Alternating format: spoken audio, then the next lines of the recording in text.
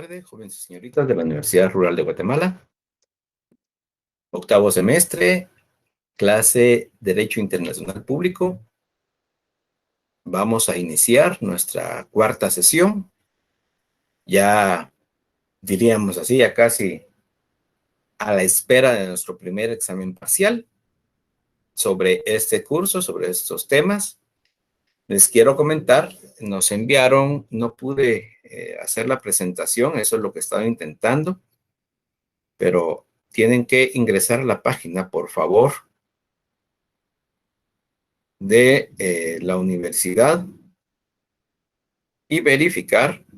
Yo lo voy a tratar de publicar la próxima semana, pero lamentablemente no lo pude poner en la presentación.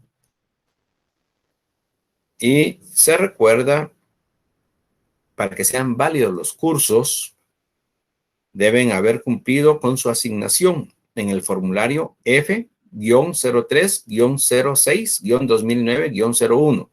El límite para registrar sus cursos es el 8 de agosto, o sea, el día de mañana.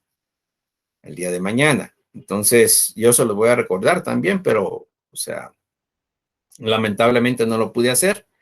Y también se les recuerda que a más tardar este domingo 8 de agosto, deben completar el proceso de inscripción y asignación de cursos para que sus cursos puedan ser formalmente acreditados en el portal académico de la universidad. Es indispensable que se entreguen a la sede académica o a la que pertenecen el formulario de inscripción y asignación que ya les mencioné. Entonces, por favor, se los hago comentario y necesito que lo hagan, por favor, para que tengan validez sus cursos en este semestre. Lo voy a publicar, nos indicaron que esta semana y la próxima. Entonces, por favor, para los de esta jornada no los voy a poder publicar, pero se los estoy informando de una sola vez. Muy bien, entremos en detalle, por favor. Vamos con la presentación del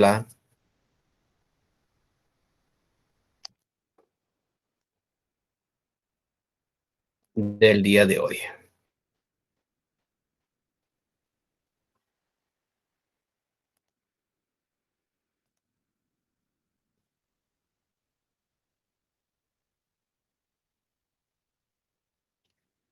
Muy bien, jóvenes y señoritas.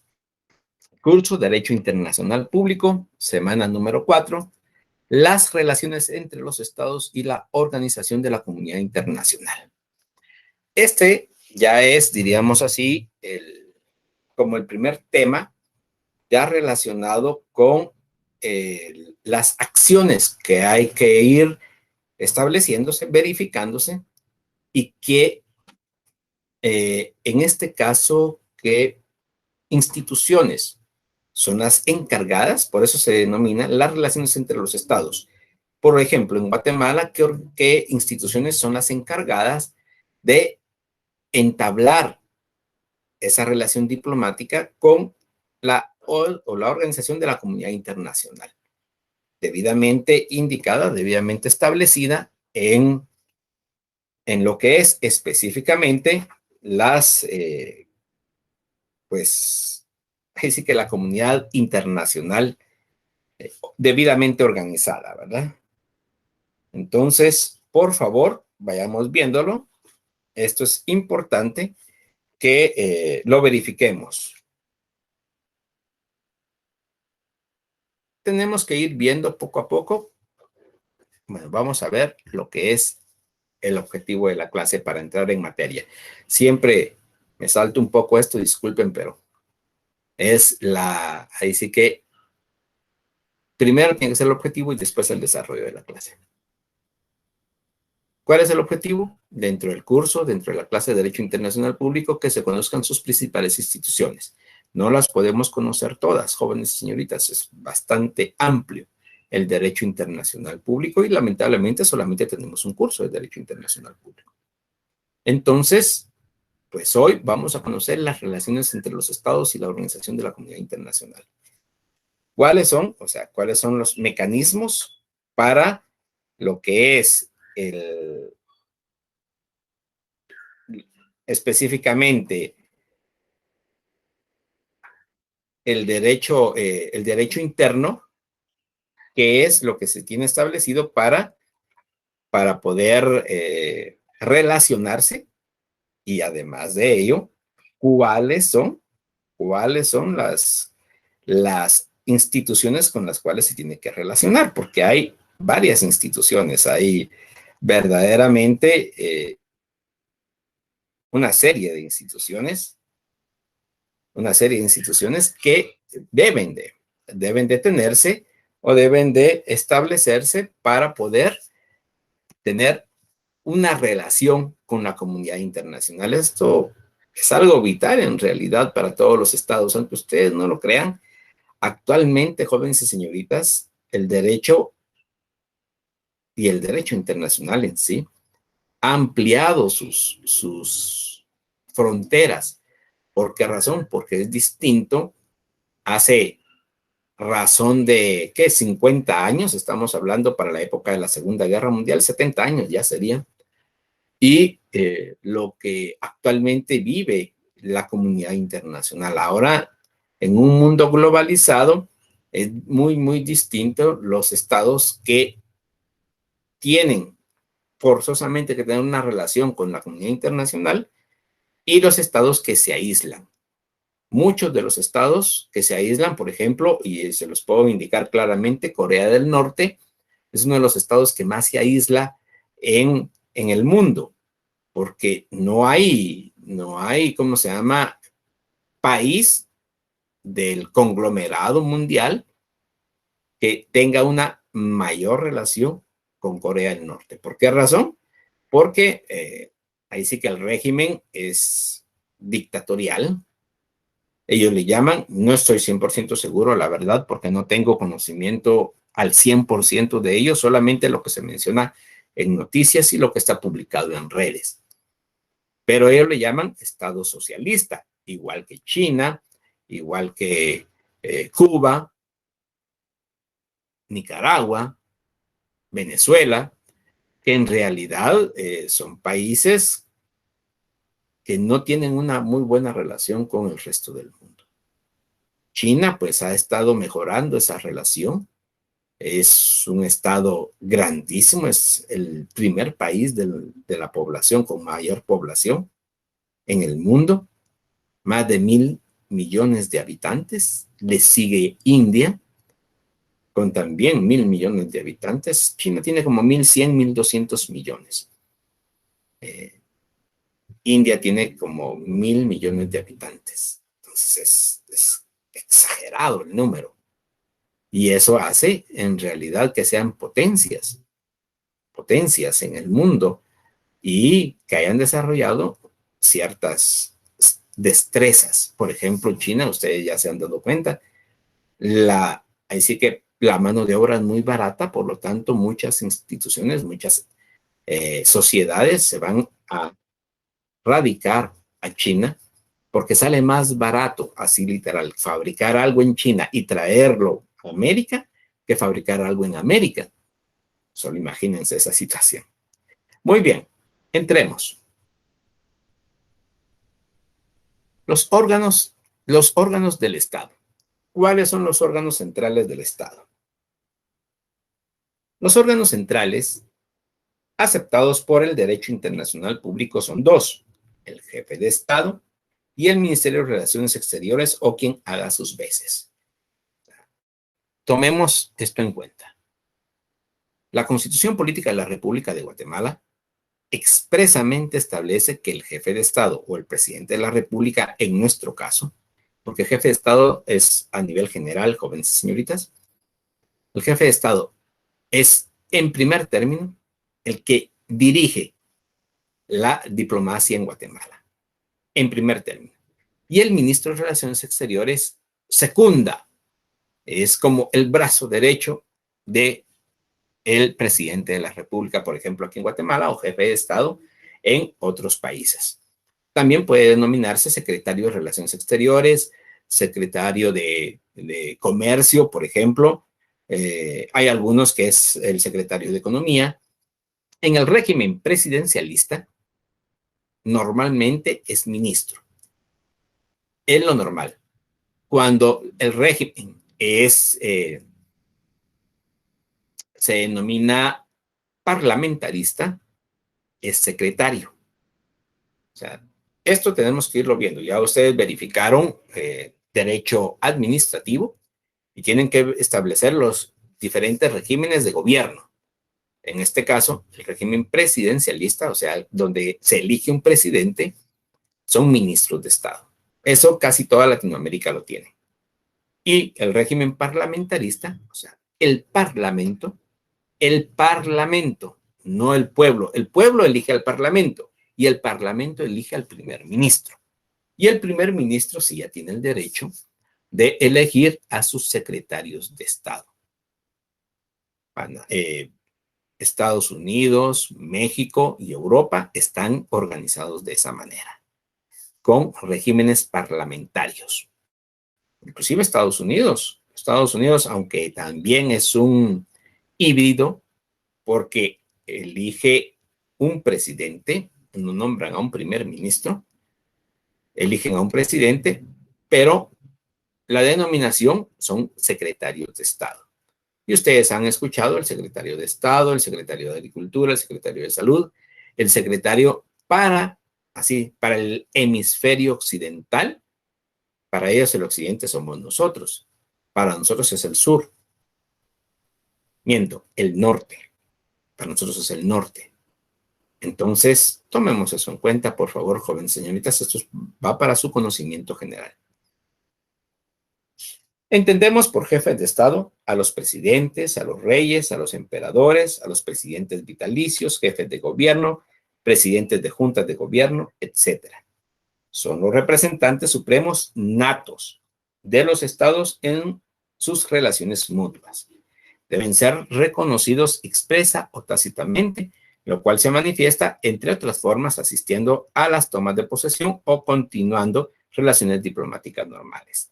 Eso es el jefe de Estado. Y los ministros. Según los países, este órgano recibe diferentes nombres. Ministerio de Asuntos Exteriores en España, Ministerio de Affaires en Francia, Foreign Office en Inglaterra, State Department en Estados Unidos, Ministerio Político en Suiza, Secretaría de Relaciones Exteriores en México, Ministerio de Relaciones Exteriores en Guatemala, etc. Este órgano se encuentra bajo la dirección inmediata del jefe de Estado o bajo la supervisión directa del Parlamento en su caso. Se considera el vocero oficial ordinario del Estado y representa en sus declaraciones el sentir y pensar del mismo. Está directamente encargado de llevar a la realidad la política exterior del Estado, fijada y delineada por el jefe de Estado. Siempre es el encargado de llevar la realidad política al exterior del Estado. Esto es lo normal, diríamos así, en cada uno de los estados. Por eso mismo es importante conocer cuáles son los órganos del Estado. Después vamos a conocer a los organismos internacionales. El Ministerio de Relaciones Exteriores de Guatemala. ¿Dónde está específicamente establecido el Ministerio de Relaciones Exteriores? En primer término, por favor, verifiquen en primer término la Constitución Política de la República de Guatemala. Eso es lo primero, para establecer los ministros y viceministros de Estado. Posteriormente, jóvenes y señoritas,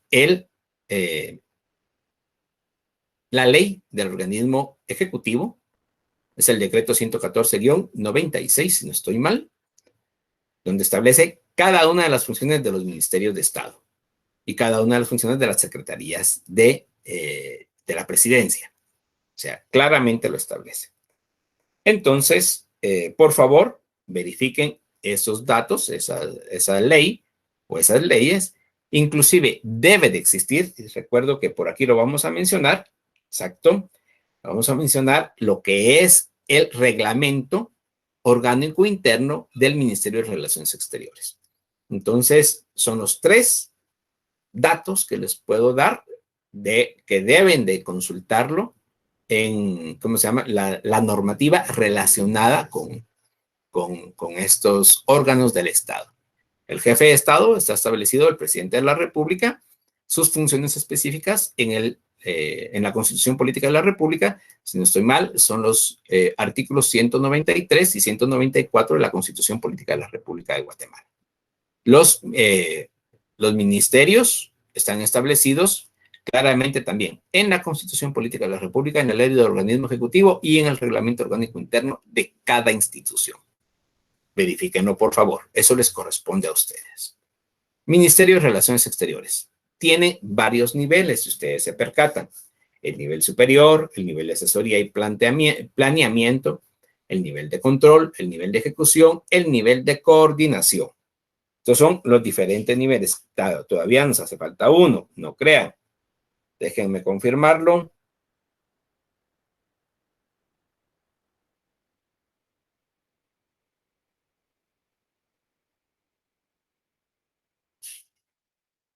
Y el nivel de coordinación, ya lo indicamos, y el nivel de misiones en el exterior. Misiones en el exterior. Bien. De particular interés es conocer la estructura del Ministerio de Relaciones Exteriores de nuestro país. A dicho efecto, se emitió el Acuerdo Gubernativo número 415-2003 de fecha 15 de julio del 2003, publicado en el Diario Oficial el 24 de julio del 2003, vigente desde el 25 de julio del año 2003. Y en el artículo 1 determina que regulará el reglamento y estipula que en el mismo se tratarán 5 aspectos: la estructura orgánica del Ministerio de Relaciones Exteriores, las funciones de cada posición en dicho ministerio, los mecanismos de coordinación del mismo, la eficiencia del trabajo y la desconcentración y descentralización en sus procesos técnico-administrativos. En su estructura orgánica, claramente establece en el artículo 4 el nivel superior. ¿Cuál es el nivel superior? Está, diríamos así, compuesto por despacho ministerial, gabinete del despacho ministerial, despachos viceministeriales, gabinete de despachos viceministeriales. Y un tercer punto, el Consejo de la Cancillería. En el nivel de asesoría y planeamiento, que es de apoyo técnico, está establecido la asesoría, o sea, arriba en el nivel superior estaba el Consejo. Aquí está la asesoría de la Cancillería, la Comisión de Belice, que es muy importante, la Dirección General de Asuntos Jurídicos, Tratados Internacionales y Traducciones, que por ello mismo se los estoy mencionando. Como abogados y notarios, nos puede corresponder en algún momento estar en esta posición, como director, como subdirector, como asesor, en la Dirección General de Asuntos Jurídicos. Entonces, allí, diríamos así, nuestro pan diario de cada día sería establecer y verificar los convenios y tratados internacionales. Entonces, no crean que esta clase no les va a servir de nada o es una clase de relleno. Jóvenes, como les he dicho y les lo dije la semana pasada, uno no sabe cuál es la función que va a realizar con posterioridad. Cuando es uno profesional, puede ser abogado litigante, puede ser asesor de alguna institución del Estado, puede ser asesor de alguna institución internacional, puede ser contratado, diríamos así, como consejero o consultor. Hay tanto campo para el abogado y notario, inclusive muchas empresas privadas como su abogado asesor o en algún momento determinado las grandes empresas nacionales y transnacionales inclusive nos contratan como jefes de recursos humanos en algunos casos. Entonces, hay campo a la vastedad. El asunto es que uno se prepare y estar listo para esas oportunidades. Dirección de Asuntos Jurídicos, Departamento de Auténticas, Dirección de Tratados Internacionales, Dirección de Traducciones, La Academia Diplomática está en el nivel de asesoría y planeamiento. La Subdirección de Academia Diplomática, el Departamento de Análisis y Estudios Nacionales e Internacionales. Eso estaría comprendido como el nivel de asesoría y planeamiento. El nivel de control, auditoría interna, el Departamento de Auditoría del Servicio Exterior, el Departamento de Auditoría de la Planta Central, o sea, auditoría interna nada más. En el nivel de ejecución está a cargo de las funciones sustantivas, por ejemplo, la Dirección General de Relaciones Internacionales bilaterales, la Dirección de Política Exterior bilateral, el Departamento de Asuntos Turísticos y Culturales, la Dirección General de Relaciones Internacionales Multilaterales y Económicas, la Dirección de Política Multilateral, la Subdirección de Política Multilateral para la Organización de las Naciones Unidas, la Dirección de Integración y la Dirección General de Protocolo y Ceremonial Diplomático.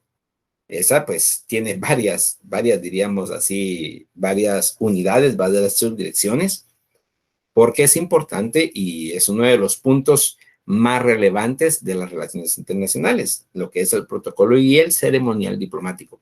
De veras, lleva todo un orden y una correlación. El nivel de coordinación está a cargo de las funciones administrativas, la Dirección General de Cancillería, Dirección de Recursos Humanos, Departamento de Planta Central, Dirección Financiera, Dirección de Informática, Biblioteca y Centro de Documentación. Y el último nivel, estamos hablando de las misiones en el exterior, las misiones diplomáticas. De esto vamos a hablar un poco porque hay misiones diplomáticas, hay representantes permanentes ante organismos internacionales y misiones consulares. Esto es lo que debemos, diríamos así, establecer. Aquí, esto es algo que nos va a servir en cada uno de los acuerdos que vamos a conocer. Ya conocimos los órganos. Ahora vamos a conocer a los agentes diplomáticos. ¿Quiénes son los agentes diplomáticos? ¿Cómo? Ahí sí que diríamos así, cómo se conocen o cuáles son sus funciones. Por ejemplo, todo lo referente a los órganos diplomáticos o agentes diplomáticos se rigen hoy en día, además del derecho consuetudinario, que ya lo hemos informado, que en este campo es bastante rico, por lo dispuesto en la Convención de Viena sobre Relaciones, Privilegios e Inmunidades Diplomáticas, firmada en Viena el 18 de abril de 1961, vigente desde el 24 de abril de 1967, o sea, 6 años después, aprobado en Consejo de Ministros, en nuestro caso para Guatemala, por decreto ley número 103 del 5 de septiembre de 1963 y ratificado por Guatemala el 17 de noviembre de 1963, es, diríamos, que es el órgano que actualmente rige a los agentes diplomáticos y a los agentes consulares. La Convención de Viena sobre las relaciones, privilegios e inmunidades diplomáticas. Aprobada, diríamos así, vigente desde el 24 de abril de 1967. ¿Quién es un agente diplomático? La Convención lo define escuetamente así. Por agente diplomático se entiende el jefe de la misión o un miembro del personal diplomático de la misión.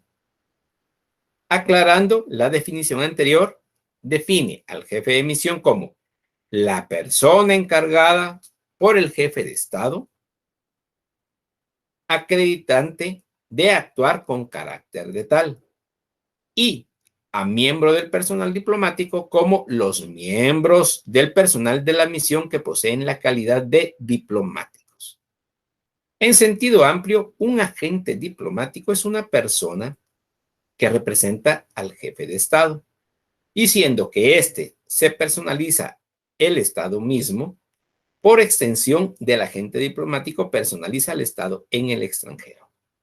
O sea, en pocas palabras, porque si no, se confunde uno al escuchar esta situación. En pocas palabras, el jefe de misión es la persona encargada de la misión y así se le conoce, jefe de misión. Ahora muchos, si no estoy mal, lo llaman embajador o jefe de misión. Entonces, es la diferencia, por favor, jóvenes y señoritas. Y, diríamos así, el personal es todas las personas que forman parte de la misión, miembros del personal diplomático como los miembros del personal de la misión que poseen la calidad de diplomáticos. ¿Todos los representantes de un estado son diplomáticos? Sí, en otro país sí. O sea, por ejemplo, pueden denominarse embajadores, cónsules, vicecónsules, jefes de negocios, pueden tener distinta denominación, pero todos son diplomáticos. Pero hay clasificación de diplomáticos. El jefe de misión, el personal de misión, el cónsul, el vicecónsul, el jefe de negocios, hay otros más, o sea, depende de la importancia, diríamos así, de la embajada en cada país.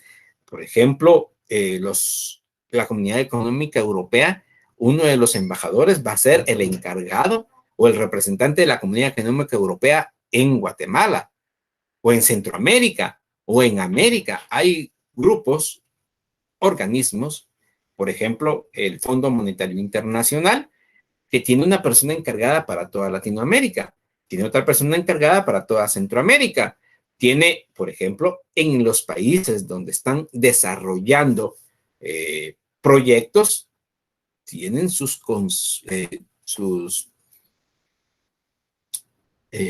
se les denomina, creo que consejeros, no estoy 100% seguro, si consejeros o ¿cómo se llama? No recuerdo en este momento, se me fue la palabra. Lo voy a recordar y se los voy a indicar. Ya se los había dicho, ya se los había dicho. No recuerdo en este momento. Bueno, pero la situación es por lo menos consejeros en cada país, o en nuestro caso, porque pueden ser, depende del tipo de proyecto, pueden ser ingenieros, arquitectos, abogados, depende del tipo de proyectos que se tenga.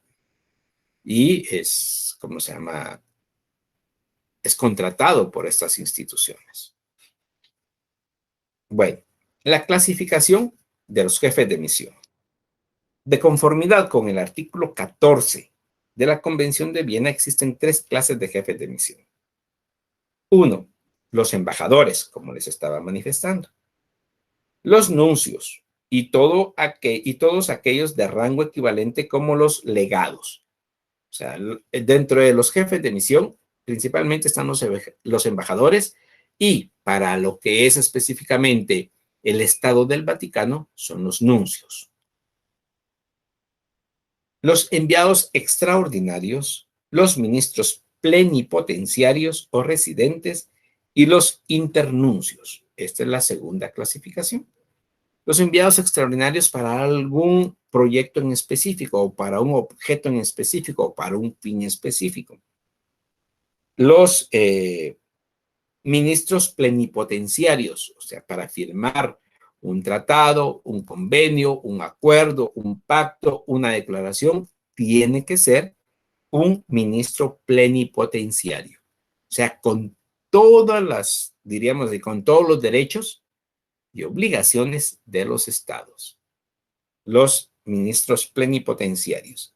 Y los internuncios. O sea, los internuncios es, diríamos así, una calidad menor al nuncio con funciones específicas. Para un nombramiento, para una delegación especial, en este caso, porque son nuncios, quiere decir del Estado del Vaticano, en este caso para una delegación especial, una investigación, qué sé yo, alguna situación. Y los encargados de negocios también son jefes de misiones, son jefes de misión. Esta división tiene importancia en cuestiones referentes a precedencia y etiqueta. Además, los pertenecientes a las dos primeras clases se acreditan ante el jefe de Estado, mientras que los de la tercera clase solamente ante el ministro de Relaciones Exteriores, o sea, los jefes de negocios. Y tienen diferentes roles dentro de cada embajada, dentro de cada estado. Hay un estado que presenta, diríamos así, su jefe, su misión, y hay un estado que acepta, que recibe esa misión. Por ello mismo, tenemos que ir verificando cómo se denomina el estado que envía y el estado que recepciona la misión diplomática. Por favor, ahora ya vamos entrando a otros términos, a una terminología más técnica. Colaboradores de los jefes de misión con el rango de diplomáticos. Ya les dije, todos son diplomáticos, todo el personal de misión. Los jefes de misión tienen colaboradores directos. Estos son los secretarios, los consejeros, los agregados. Y los agregados pueden ser civiles, militares, culturales, comerciales, de relaciones públicas, etc. Y su personal administrativo. Asimismo, tiene colaboradores indirectos o de menor categoría, y son todos aquellos que se conocen como personal de servicio. O sea, hay colaboradores de misión diplomático y hay personal de servicio en los colaboradores de los jefes de misión. ¿Cuáles son las funciones del jefe de misión? El artículo 3 de la Convención de Viena, ya la mencionamos, pero lo vuelvo a repetir para que lo tomen nota, por favor, jóvenes y señoritas. La Convención de Viena sobre relaciones, privilegios e inmunidades diplomáticas.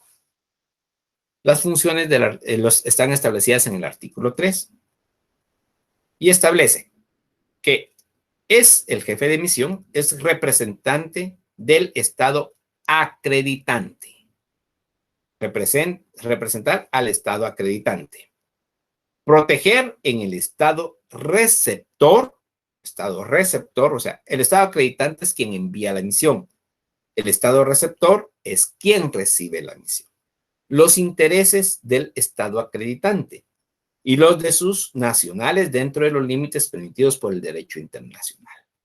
Repito, la segunda, proteger en el Estado receptor los intereses del Estado acreditante y los de sus nacionales dentro de los límites permitidos por el derecho internacional. ¿Quiénes son sus nacionales? Aquí vamos a entrar, principalmente voy a poner el ejemplo de Estados Unidos. En Estados Unidos hay viviendo aproximadamente 3 millones de guatemaltecos. Estos 3 millones de guatemaltecos son nuestros nacionales y el jefe de misión, el cónsul, los colaboradores de la misión diplomática están obligados por ley, aquí lo establece. El artículo 3 de la Convención de Viena establece y los de sus nacionales dentro de los límites permitidos por el derecho internacional. Entonces, esa es una de las funciones de los jefes de misión. El velar por los intereses del Estado y los de sus nacionales. ¿Dónde? En el Estado receptor, en nuestro caso, en Estados Unidos, puede ser en México, puede ser en Centroamérica, puede ser en Sudamérica, puede ser en Europa, Asia, inclusive África. O sea, eso es específico de los jefes de misión. también de enterarse por todos los medios lícitos de las condiciones y evolución de los acontecimientos en el estado receptor e informar al gobierno del estado acreditante. Y fomentar las relaciones amistosas y desarrollar las relaciones económicas, culturales y científicas entre el estado acreditante y el estado receptor. Esas son las principales funciones del jefe de misión. No es, diríamos así, las únicas, no son las únicas. Son algunas de las funciones de los jefes de misión. Pueden haber otros más. Muy bien. ¿Y quiénes son los agentes consulares? Los agentes consulares.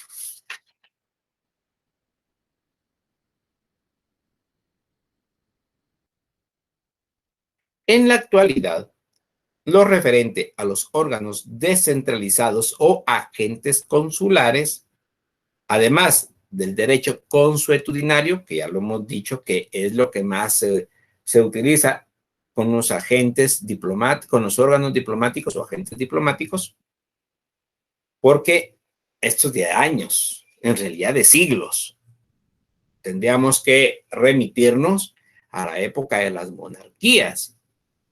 Y ustedes han visto en algunas películas que han proyectado el aspecto de cómo se acreditaba un diplomático de un país exterior, un diplomático de un país exterior ante una monarquía, ante un gobierno, y posteriormente a la Segunda Guerra Mundial, pues cómo se ha ido acrecentando este derecho de los eh, de, de los agentes diplomáticos y cómo se acreditan ante los estados y cómo ha ido creciendo este derecho internacional, principalmente el público. Pues los órganos o los agentes consulares, en la actualidad,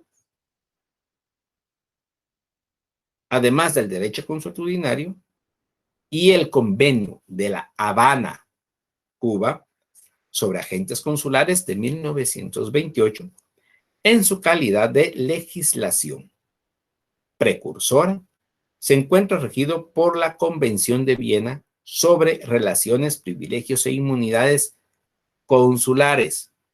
La anterior fue para relaciones diplomáticas. Aquí viene otra Convención de Viena sobre las relaciones, privilegios e inmunidades consulares, firmada también en Viena, Austria, el 24 de abril de 1963, aprobada por el Congreso de la República de Guatemala el 15 de noviembre de 1972 y ratificada por nuestro país el 2 de enero de 1973. O sea, 10 años después entró para Guatemala en vigencia esta Convención de Viena sobre relaciones, privilegios e inmunidades consulares. No vamos a entrar a conocerla mucho porque posteriormente la vamos a conocer más profundamente. Eso de una vez se lo digo. Estas dos convenciones, tanto la de diplomáticos o agentes diplomáticos como agentes consulares, las vamos a verificar, las vamos a conocer. Vayan agenciándose de ellas, por favor, para que así puedan conocerla con posterioridad. ¿Cuál es el origen del agente consular? Históricamente, los agentes consulares o institución consular es mucho más antigua que los agentes diplomáticos, que ya indicamos quiénes eran, o institución diplomática. En Grecia existía el proxenos, cuya función era dar protección y ayuda a sus conciudadanos cuando llegaban a las ciudades donde ellos fungían como tales. En Roma, el consulado era un cargo político. En Venecia, el cónsul se ocupaba de las relaciones comerciales y para el cargo de cónsules se elegía a una persona que viniese de la ciudad o estado que debía representar. Y notemos como en Venecia, que es la cuna del consulado actual, los cónsules eran electos, no enviados. La institución consular se desarrolló como un medio de proteger y fomentar el comercio entre las diferentes ciudades o estados. O sea, es desde la antigua Grecia que se conocen a los agentes consulares. ¿Quién es el agente consular actualmente?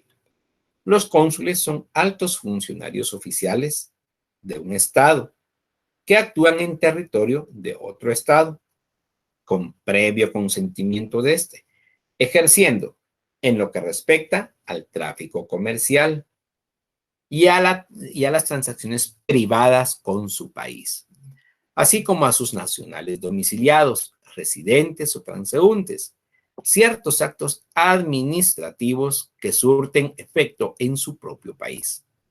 Las funciones de los cónsules son apolíticas y técnicas. Benefician tanto al Estado que representan como aquel ante el cual actúa. Estos son los agentes consulares actualmente, ¿verdad? La categoría de jefes de oficina consular. La convención establece 4 categorías de jefes de oficina consular. Los cónsules generales, los cónsules, los vicecónsules y los agentes consulares en general. Estas son las categorías que reconoce la Convención de Viena sobre los agentes consulares. ¿Y cuáles son sus funciones? ¿Cuáles son las funciones de los cónsules? El artículo 5 de la Convención ya mencionada nos indica proteger en el estado receptor los intereses del estado que envía y de sus nacionales. Ahí sí que parecía la función como de los jefes de misión, dentro de los límites permitidos por el derecho internacional. También fomentar el desarrollo de las relaciones comerciales, económicas, culturales y científicas entre el Estado que envía y el Estado receptor, y promover además las relaciones amistosas entre los mismos, de conformidad con la disposición de la presente convención. Informarse por todos los medios lícitos de las condiciones y evolución de vida comercial, económica, consular, cultural, científica del Estado receptor. Informar al respecto al gobierno del Estado que envía y proporcionar datos a las personas interesadas. Y esta es para mí la función más importante. Hay muchas más, pero para mí la función más importante del cónsul, o sea, puede ser cónsul general, cónsul, vicecónsul o agente consular, la siguiente función. Y esto va para todos los que tenemos familiares en Estados Unidos, que se los informemos, por favor. Extender pasaportes y documentos de viaje a los nacionales del estado en que envía y visados o documentos adecuados a las personas que deseen viajar a dicho estado. Esto para mí es la función más importante del agente consular. Repito, extender pasaportes y documentos de viaje a los nacionales del estado que envía y visados o documentos adecuados a las personas que deseen viajar a dicho estado. Además está prestar ayuda y asistencia a los nacionales del estado que envía, que sean personas naturales o jurídicas, y en su calidad de notario en función de registro civil y en funciones similares y ejercitar otras de carácter administrativo siempre que no se opongan a las leyes y reglamentos del estado receptor. De ahí hay otras más, pero para mí las más importantes son las que hemos dicho. Muy bien, continuemos. La organización de la comunidad internacional. Aquí, lo más importante, diríamos así, es lo que vamos a ir conociendo de la ONU y sus funciones. Tenemos tiempo suficiente para hacerlo.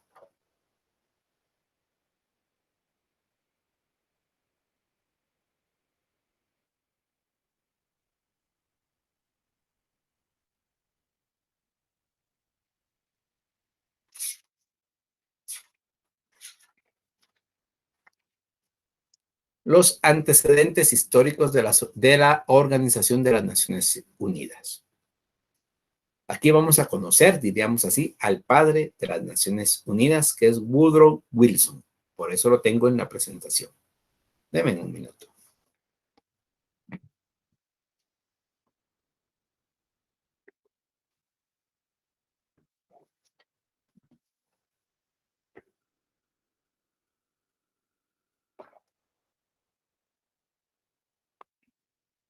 Continuemos, jóvenes y señoritas. Woodrow Wilson fue el 28 presidente de Estados Unidos de América, en nuestro caso, de Estados Unidos de Norteamérica, porque América somos todos, América del Norte, América Central y América del Sur. El presidente es de Norteamérica y específicamente de los Estados Unidos de Norteamérica, que es otra situación totalmente distinta. Y probablemente uno de los más admirados. Se esforzó por mantener a su país fuera de la Primera Guerra Mundial, hasta que, forzado por las circunstancias, involucró a su país en una cruzada para salvar la civilización occidental. Durante la guerra se empeñó en conseguir una paz sin victoria, y su idealismo lo llevó a sostener siempre la autodeterminación de los pueblos y la fundación de la Sociedad de las Naciones, conocida ahora como la Organización de las Naciones Unidas. En sus discursos siempre enfatizó que la guerra se hacía en estos momentos en nombre de la libertad del mundo. El 8 de enero de 1918, dentro de la Primera Guerra Mundial, Wilson enumeró uno de sus discursos lo que se conoce como los 14 puntos de Wilson, que no eran ni más ni menos que las bases sobre las cuales debía sentarse la paz y el fin de la guerra. Los 14 puntos giran alrededor de tres ideas fundamentales: la liberación de los pueblos, la justicia para amigos y enemigos, y la fundación de la Sociedad de Naciones para garantizar la paz. Indiscutiblemente, el padre de las Naciones Unidas que conocemos actualmente. El Pacto de la Sociedad de Naciones. La Sociedad de Naciones nació el 28 de junio de 1919. Si ustedes se percatan, año y medio después de lo que manifestó Wilson en 1918. Su objeto principal fue el desarrollo y la cooperación entre todas las naciones miembros, preservar la paz y seguridad. La sociedad contaba con tres grandes órganos a saber: la Asamblea General, integrada por todos los miembros, un voto por miembro, y formulaba recomendaciones. El Consejo, compuesto por miembros permanentes, las cuatro potencias vencedoras, y no permanentes, electos cada 3 años, órgano permanente, pero sin poder de coerción. Y el órgano administrativo permanente, una sección y varios adjuntos. Ese fue, diríamos así, el preludio de lo que hoy conocemos como la Organización de las Naciones Unidas. La Conferencia de San Francisco.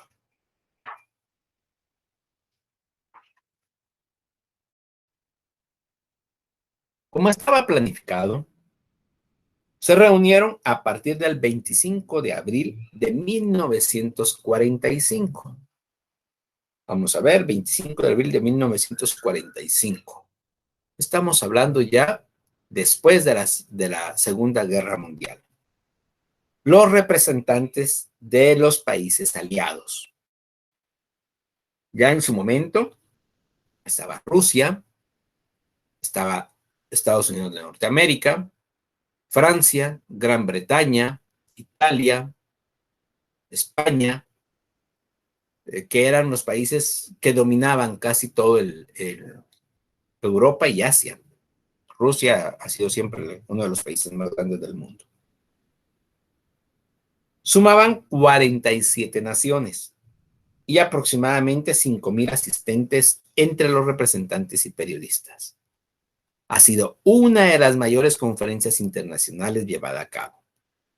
Entre los puntos más discutidos estuvieron los acuerdos regionales, la revisión de los tratados internacionales, el veto en el Consejo de Seguridad, los territorios bajo fideicomiso, la jurisdicción del Tribunal Internacional de Justicia y las enmiendas a la Carta de las Naciones Unidas. Terminó la conferencia, recuérdense que inició el 25 de abril. Terminó la conferencia con la firma de la Carta de San Francisco el 26 de junio de 1945, creando las Naciones Unidas y el Estatuto de la Corte Internacional de Justicia. La Carta entró en vigencia el 24 de octubre de 1945 y ese día, a partir de ese día, se celebra el Día de las Naciones Unidas.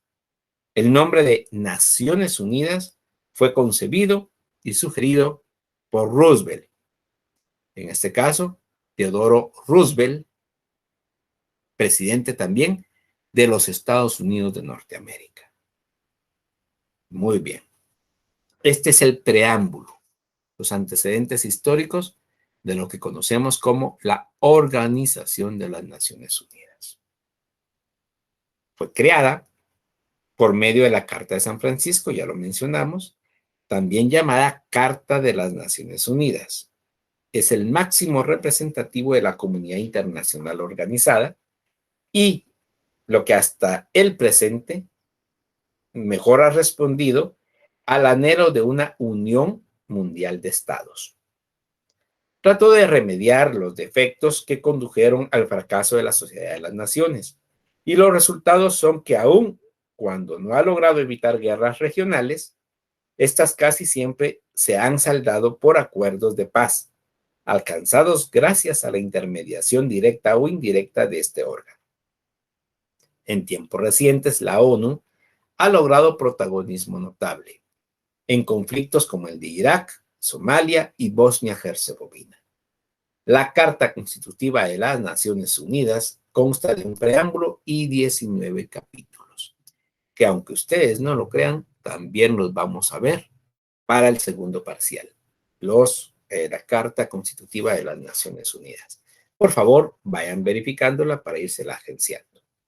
En Internet la pueden ubicar, pero una versión, por favor, de las Naciones Unidas, literalmente.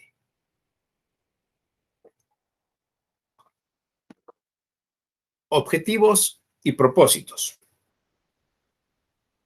En resumidas cuentas, mantener la paz y seguridad, desarrollar las relaciones amistosas entre todos los pueblos del mundo, alcanzar la cooperación internacional para la solución de problemas económicos, sociales, culturales o de carácter humanitario, constituirse en el centro para armonizar las actividades de todos los pueblos.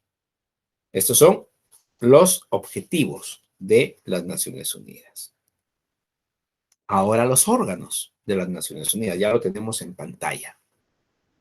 Está compuesto de una Asamblea General, el Consejo de Seguridad, el Consejo Económico Social, el Consejo de Administración Fiduciaria, la Corte Internacional de Justicia y el Secretariado. ¿Qué es lo que tiene que hacer cada uno? Aquí me voy a apurar un poco. No solamente entré un poco tarde a la clase, sino que también es extensa. Así que les voy a pedir, yo sé que su siguiente clase inicia a las 14:15. Entonces les voy a pedir por lo menos de 5 a 10 minutos más. Disculpen, pero vayan tomándolo en cuenta, por favor, porque sí necesito por lo menos de 5 a 10 minutos para concluir la clase. La Asamblea General está compuesta por representantes de todos los miembros. Actualmente ya casi llega a, esto tenemos que investigarlo, por favor, si no estoy mal, son 205 miembros. Cada miembro tiene derecho a un máximo de 5 representantes, entre los cuales uno es el jefe de la delegación y ejerce los derechos y responde por las obligaciones de cada estado. Cada miembro tiene un voto. La primera asamblea se reunió en el Central Hall, Westminster, Londres, en donde estuvieron representados 51 estados miembros. La primera resolución fue aprobada el 25 de enero de 1946, refiriéndose la misma a las utilizaciones pacíficas de la energía atómica y la eliminación de las armas atómicas y otras armas de destrucción masiva. Esto es la Asamblea General, diríamos así. Tiene funciones así someras. No vamos a entrar a detallarlas. Funciones deliberativas, funciones controladoras, funciones financieras, funciones selectivas y funciones constituyentes. Entonces, algunas de las funciones de la Asamblea General. Para mí, el corazón de la Organización de las Naciones Unidas, por lo que hemos estudiado, por lo que hemos investigado, es el Consejo de Seguridad, no la Asamblea General. La Asamblea General toma decisiones, pero el Consejo de Seguridad le indica, diríamos así, a la Asamblea General qué decisiones tomar o sobre qué hechos versar esas decisiones. Entonces, para mí, el corazón de las Naciones Unidas no es la Asamblea, es el Consejo de Seguridad. Escuchen, por favor. De hecho, este es el órgano más importante de las Naciones Unidas. Su composición. El Consejo de Seguridad consta de 15 miembros, 5 de los cuales son miembros permanentes. Rusia, Estados Unidos, China, Francia e Inglaterra, y 10 no permanentes, electos para plazos de 2 años. Y deben acogerse según los siguientes criterios. Contribución al mantenimiento de la paz, contribución financiera pagada y distribución geográfica que asegure representación de todas las áreas. Cada miembro tiene un representante. Está organizado de manera que pueda funcionar en forma permanente y un representante de cada uno de sus miembros debe estar presente en todo tiempo en la sede de las Naciones Unidas. Repito, 15 miembros, 5 de los cuales son miembros permanentes. Rusia, Estados Unidos, China, Francia e Inglaterra, que son los países que tienen derecho a veto. Lo vamos a ver en su momento. Y 10 no permanentes, electos para plazos de 2 años. Muy bien. Esto es el Consejo de Seguridad. Parte de sus funciones. Primeramente, lo que es el veto. Cada miembro tiene un voto. Las cuestiones para su aprobación se dividen en cuestiones de procedimiento y otras cuestiones. Las primeras necesitan para ser aprobadas el voto favorable de 9 miembros, o sea, las cuestiones de procedimientos. Las otras cuestiones necesitan el voto favorable de 9 miembros sujetos a 2 condiciones. En primer término, debe concurrir el voto de los 5 miembros permanentes que tienen derecho a veto. Y la parte interesada no debe votar. Se ha discutido si la abstención de cualquiera de los 5 miembros permanentes equivale a un voto favorable o desfavorable, cualquiera de las dos. Las funciones del Consejo de Seguridad.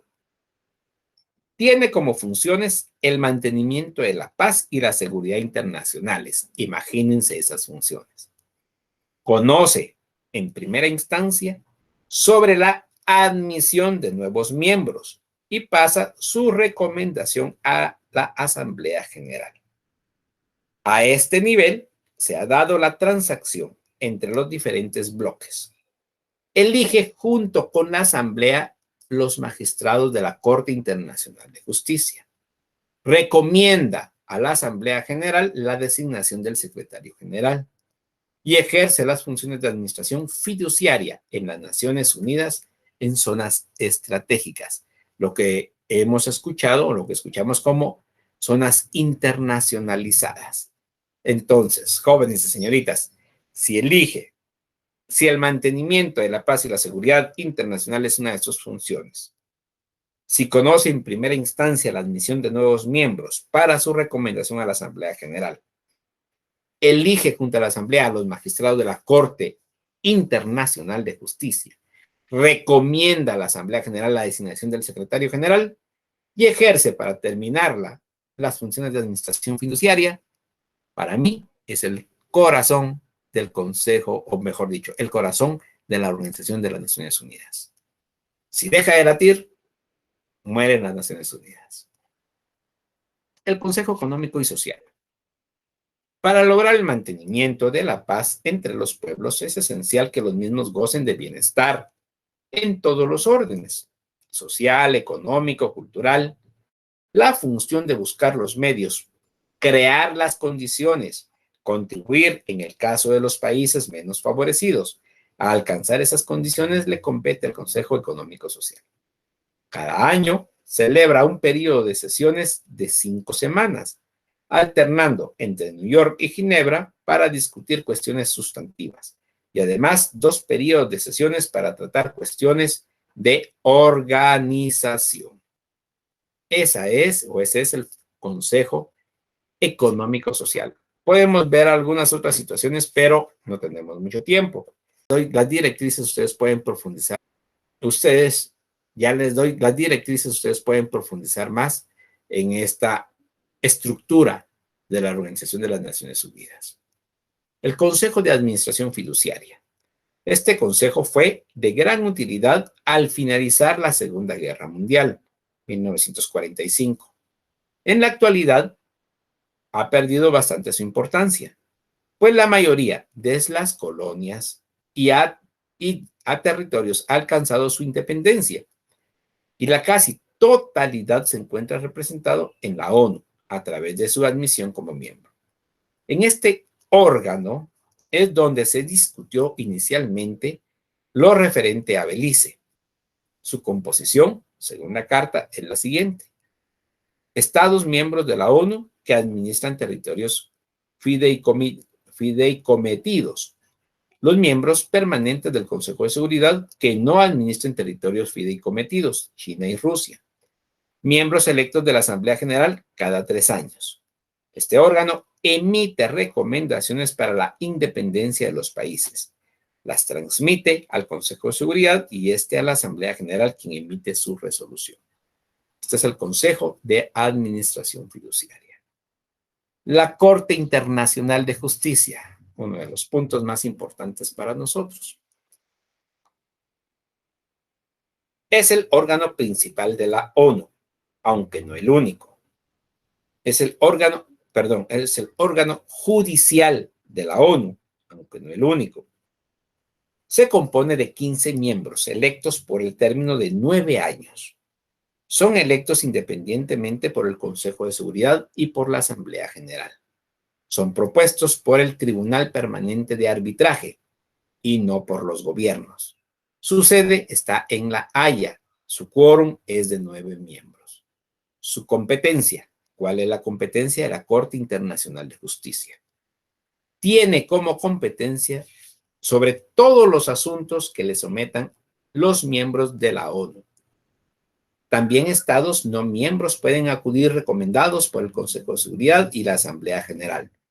Conoce jurídicamente de cuestiones tales como interpretación de tratados, cualquier cuestión de derecho internacional, sobre la existencia de cualquier hecho que si fuese cierto constituiría violación de una obligación internacional, la naturaleza y la extensión de la reparación por causa de violación de una obligación internacional, etc.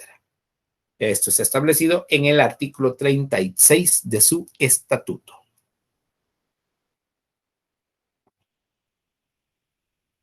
que si tenemos tiempo en otra clase también lo vamos a conocer.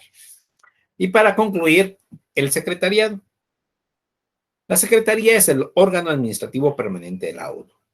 Su titular es nombrado por periodos de 5 años. Lo acaban de reelegir. Reelegible. A propuesta del Consejo de Seguridad, es electo por la Asamblea General. Su elección es el resultado de negociaciones que tienden a dar la misma oportunidad a todas las áreas geográficas.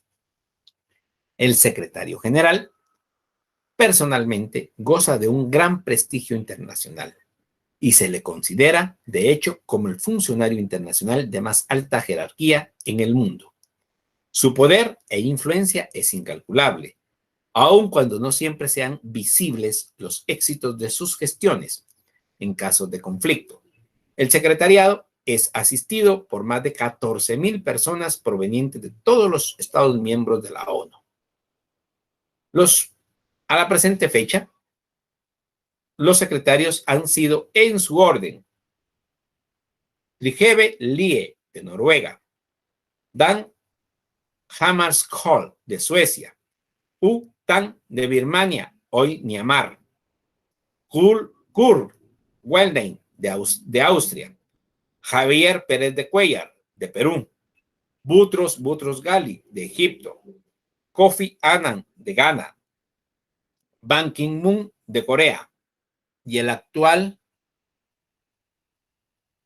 secretario general, se los dejo de tarea y esa va a ser la primera pregunta que voy a hacer en el chat. ¿Quién es el actual secretario general de la Organización de las Naciones Unidas?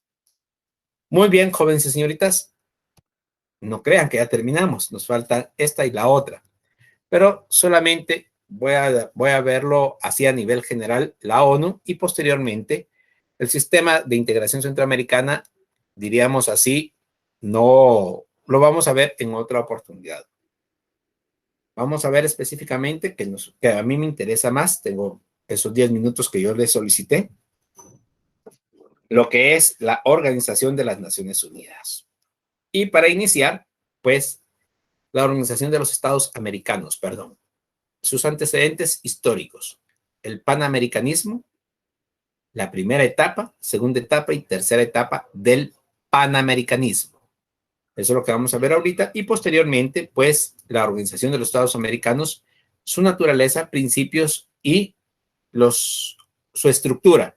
Pero en su estructura ya lo vamos a verificar que es parecida a lo que es la ONU. ¿Por qué razón? Porque la ONU prevé una organización regional de cada continente. Y este es el del continente americano.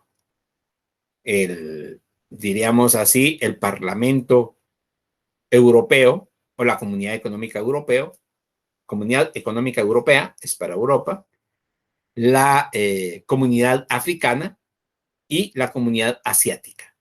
Entonces, diríamos, cada continente tiene su propia organización regional, que son como los brazos que ejecutan las acciones y las deliberaciones y las declaraciones de la Organización de las Naciones Unidas. Es como que los vigilantes de que se cumplan. El panamericanismo. La Organización de Estados Americanos es el punto final de un largo camino, al igual que la Organización de las Naciones Unidas.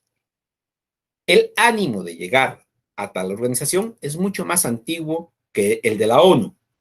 La filosofía que siempre estuvo en el origen y la formación de la OEA se llamó panamericanismo, al que algunos más que una filosofía caracterizan como un movimiento que tiende a promover la paz, las relaciones comerciales, la seguridad y la defensa de las Naciones Unidas del continente americano. Otros lo definen como la tendencia en lo político, social, económico, cultural y emocional a lograr la intención de todos los estados americanos de manera de crear estructuras continentales, dentro de las cuales cada estado americano sea parte indivisible e integrante de un todo. El panamericanismo ha atravesado por 3 etapas. La primera etapa es de 1824, o sea, casi la etapa de independencia, a 1881. Eminentemente teórica y lírica. O sea, solamente el papel aguanta con todo. En 1824 se da la invitación de Bolívar para la formación de una conferencia americana a reunirse en Panamá. En 1826, el Congreso de Panamá, al que solo asistieron Colombia, México, Centroamérica, Panamá, Venezuela, Perú y Bolivia, como observadores asistieron Gran Bretaña y Holanda, se llamó el primer Congreso de Estados Americanos. El resultado fue el Tratado de Unión, Liga y Confederación Perpetua, el cual solo fue ratificado por Colombia. Diríamos así, o sea, nunca entró en vigor, nunca entró en vigencia. La segunda etapa. La novedad de esta etapa, de esta segunda etapa, es que Estados Unidos entra a liderar el movimiento. Es un periodo más pragmático, o sea, de más acciones. Dan inicio las conferencias panamericanas y las conferencias interamericanas o conferencias internacionales americanas. Entre ellas están la Conferencia de Washington, la Conferencia de México, Río de Janeiro, Buenos Aires, Santiago de Chile, La Habana, etc. Y la tercera etapa, compuesta desde el año de 1928 hasta nuestros días. Franklin Delano Roosevelt, se recuerdan que él también estuvo involucrado en la ONU, que él dio de las Naciones Unidas, la frase de las Naciones Unidas. Franklin Delano Roosevelt le dio gran impulso y principió la era de las realizaciones. La séptima conferencia de Montevideo, aquí se condenó la intervención de manera explícita y se aceptó la doctrina sobre derechos y deberes de los estados. Posteriormente se celebró la Conferencia de Buenos Aires en 1936, donde sugirió el procedimiento de consulta entre los ministros de Relaciones Exteriores, cuando surge algún problema en alguno de los países americanos, susceptible de afectar la estabilidad de la región. Hasta el día de hoy se han celebrado 17 reuniones de consulta. La Organización de los Estados Americanos. Ese es su antecedente histórico. Ahora, la novena conferencia panamericana en Bogotá, 1948, jóvenes y señoritas, o sea, 3 años después de la creación de la Organización de las Naciones Unidas. Creó esta nueva organización con base en los principios establecidos ya en el Acta de Chapultepec, México, y constituida con arreglo al artículo 52 de la Carta de las Naciones Unidas, que autoriza la creación de organismos regionales. La OEA está concebida para la realización de una serie de fines enunciados en su capítulo 1 de la Carta de Bogotá: lograr un orden de paz y de justicia, fomentar su solidaridad, robustecer su colaboración y defender su soberanía, su integridad territorial y su independencia. ¿Cuáles son los propósitos? Los propósitos: reforzar la paz y la seguridad del continente, prevenir las causas posibles de dificultades y asegurar la solución pacífica de los conflictos entre los Estados miembros, proporcionar un medio de acción común a los Estados americanos y buscar solución a los problemas políticos, jurídicos y económicos que resultaren de los Estados miembros. Sus principios, entre ellos, no vamos a mencionarlos todos. Sus principios: la regla para las relaciones recíprocas de los Estados americanos es el derecho internacional. El orden internacional consiste en el respeto a la personalidad y a la soberanía y a la independencia de los Estados miembros y el cumplimiento de los tratados internacionales. La buena fe debe regular las relaciones entre los estados. La solidaridad requiere una democracia representativa. Y aquí tengo que tomar este minuto que tengo para informarles que esta situación, y por ello mismo son renuentes a los estados totalitaristas, dictatoriales, tanto de Cuba, Nicaragua y Venezuela, por este punto específico de los principios de las Naciones Unidas, de la Organización de Estados Americanos. Lo vuelvo a repetir. La solidaridad requiere una democracia representativa. O sea, la democracia representativa es elegir y ser electo por el pueblo. Eso es la democracia representativa. Y como en Nicaragua, Venezuela y Cuba no tienen esa representación los pueblos, por ello mismo, las Naciones Unidas, ahí sí que, y la Organización de las Naciones Unidas, la Organización de los Estados Americanos, OEA, repudian muchas veces las acciones de los gobiernos de estos países. Un acto de agresión en contra de un Estado americano se considera contra todos. Y esto es, aquí va el reproche de la Argentina, cuando fue atacada por Inglaterra y hizo valer este derecho y no fue aceptado ni respaldado, principalmente por Estados Unidos de Norteamérica. Entonces, este derecho o este principio está en veremos, diríamos así. Un acto de agresión en contra de un Estado americano se considera contra todos. Hay más, pero no voy a entrar a conocerlos por razón de tiempo. 3 minutos. Tengo 2 minutos para finalizar los órganos de la Organización de los Estados Americanos. ¿Cuáles son estos? La Asamblea General, la reunión, consulta de los ministros de Relaciones Exteriores, los consejos, el Comité Jurídico Interamericano, la Comisión Interamericana de Derechos Humanos, la Secretaría General y las conferencias especializadas y los órganos especializados. Estos son, diríamos así, los principales órganos. Casi tienen la misma función que los de la ONU, solo los voy a mencionar para su conocimiento general. La Asamblea General es el órgano supremo de la organización, está compuesta por los representantes de todos los miembros. Cada miembro tiene un voto y para su celebración existe un comité preparatorio compuesto de todos los miembros.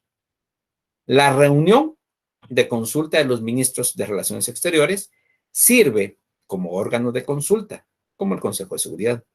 Puede ser convocada por cualquier miembro y, en todo caso, siempre que haya agresión armada contra cualquiera de sus miembros, para cuyo efecto deberá estar asesorado por un comité asesor de defensa. Esto ya lo hemos mencionado. Los consejos. Existen 3 consejos principales.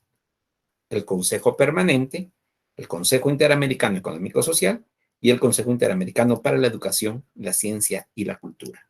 Que si ustedes se percatan, diríamos, tiene mucho que ver con lo establecido en las Naciones Unidas. El Consejo Jurídico Interamericano, cuerpo asesor de la organización en cuestiones jurídicas. Está compuesto por 11 juristas nacionales de los Estados miembros electos por la Asamblea General para un periodo de 4 años entre grupos de 3 presentados por los miembros. Se busca siempre la representación geográfica equilibrada. Tiene su sede en Río de Janeiro.